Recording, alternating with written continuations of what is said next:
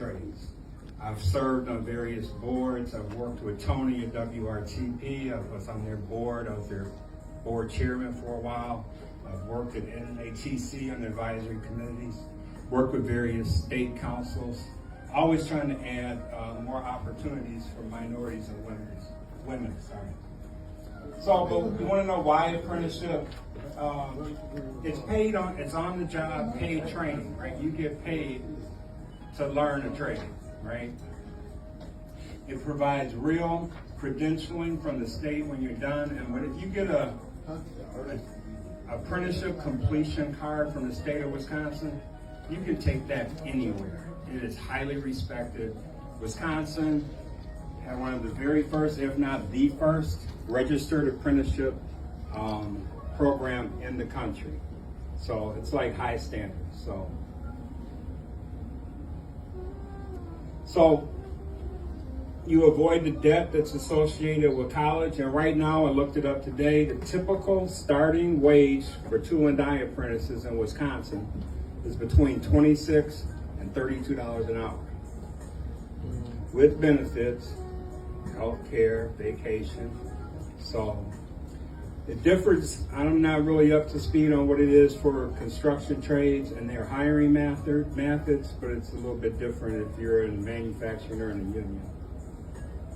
But one of the big things that I learned about being in the skilled trades is not so much the tool and die or how to make tools, fixtures, or build dies or molds or things like that. You're actually being trained in bigger benefits that come from learning a trade. You learn organizational skills, right? You get a blueprint and it's got a list of the items you need to build X, Y, or Z, and you have to figure out how to cut that, how to plan it. So you get, your organizational skills from that. You have to budget, so if you got to know what the steel costs, how much time you're going to spend, milling a job or grinding or whatever else you're going to do, drilling holes. So if you want to bid, if you're running your own shop and you want to bid a job, you have to know all these things. So, budgeting comes into it. Then you get logistics, right? So all the timelines that fit with the budget and time spent on any element is money to the bottom line. So when I was learning how to become a tool and die maker, that wasn't in my head. But as I look back on it, those are things that I use every day to keep the checkbook balanced. Be on time, all these things. They call them soft skills, but they're real things that people have to acquire. And oftentimes people they take it for granted that it's something that comes, and it's not. You gotta get trained, and some of the things you learn from having to read a blueprint, having to organize your toolbox and organize the materials you need to build something, it just builds that character in you and it's kind of like an osmosis. You really don't think about it that way. But as I look back on it, that's one of some of the things that I really, really took out of my apprenticeship and my trades. Excuse me. So the trades have changed a lot since I was on the bench. I finished my apprenticeship in 1985, took another job. In 1988, I started working at Master Lock, and I worked there until 2010. Even before that, I was in the union position, so I kind of wasn't on the bench and doing tool and die work. But if I hadn't have got that apprenticeship, I would have never got that union job at Master Lock. And that would have not allowed me to get the union job with the United Automobile Workers, where I really drank a lot of coffee. 6-figure coffee. All right? I was working for the UAW, and all of this because I became a tool and die maker in 1980. I got to shake hands with Obama 3 times. I sat on the board for the Milwaukee Labor Council, all because one day I said, I'm gonna do what they do, right? So it's changed a lot now, but in the Bureau of Labor Statistics projects there's a 2% decline for tool and die jobs nationally over the next 10 years. But luckily, we live in Milwaukee, right? So in the Milwaukee area, manufacturing represents 16% of the jobs in the area. And they are actively working to increase their competitiveness by focusing on key sectors like energy, power, water technologies, as well as food and beverage production. So there is still a great number of opportunities that will be available here, especially with an aging workforce in the trades. So there's a ton of resources. I gave Tony a printout. She's got it on her table out there.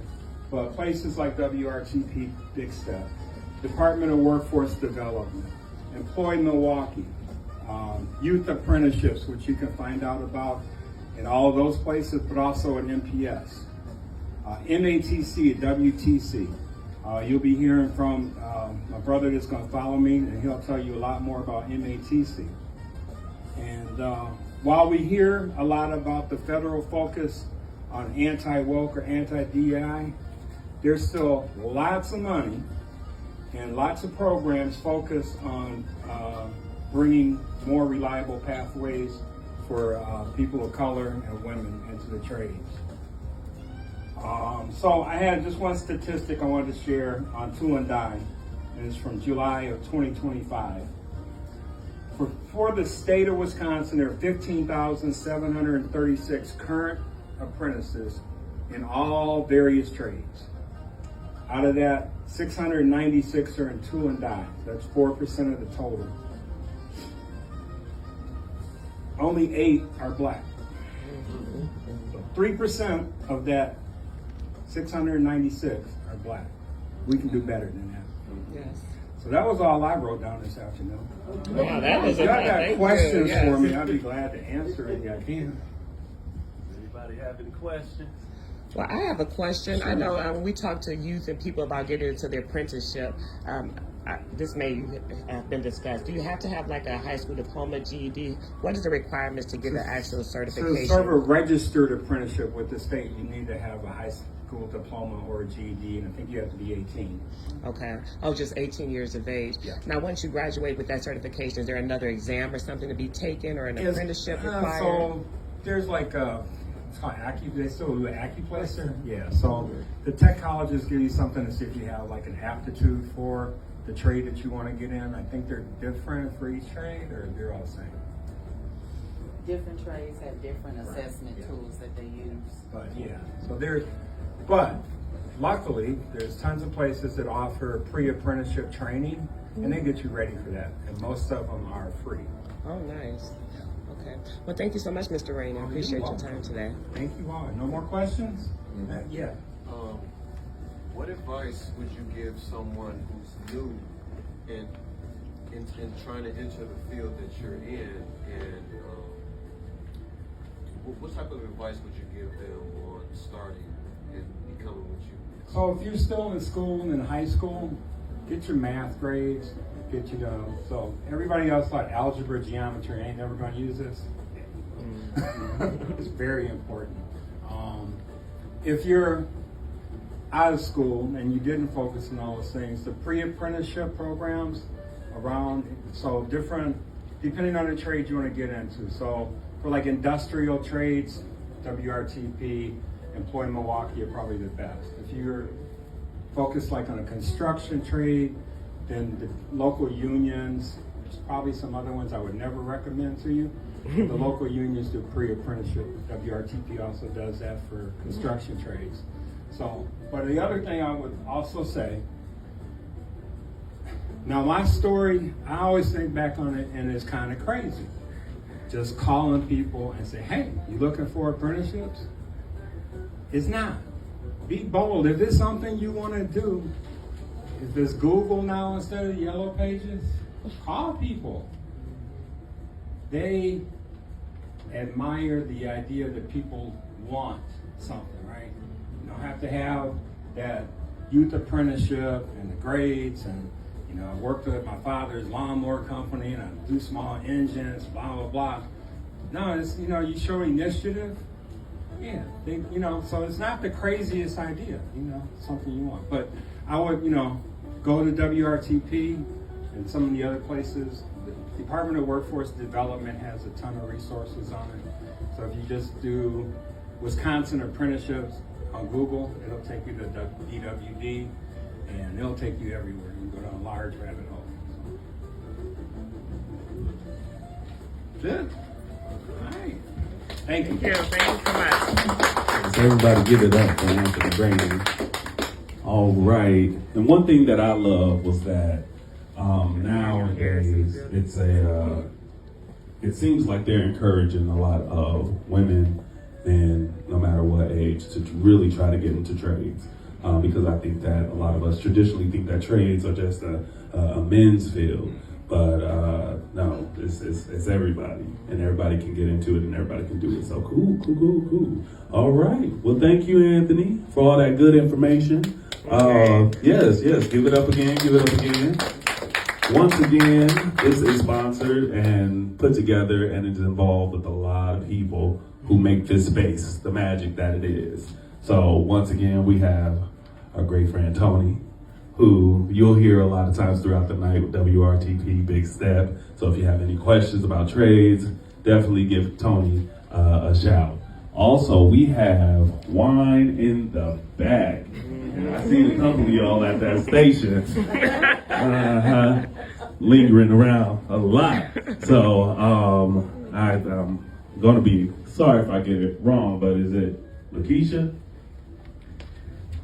She back there. But yes, Lakeisha back there, she is great to talk to. She knows so much about wine. She'll hand you cards. They do wine tastings, wine informationals. She got some good wines back there. Definitely go back and check her out. Even if you don't drink wine, go and ask her something to introduce yourself.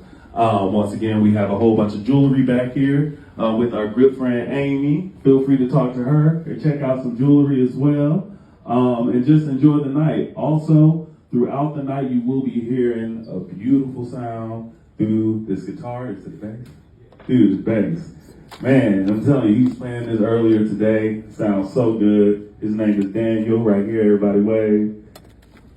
All right. And then we just gonna keep this night moving. We gonna welcome Ira to the front. Yes. This was the gentleman he talked about, who's at MATC. He's going to give you a whole bunch more information from a different perspective about trades. We'll go ahead and give you attention now. Good afternoon. Mr.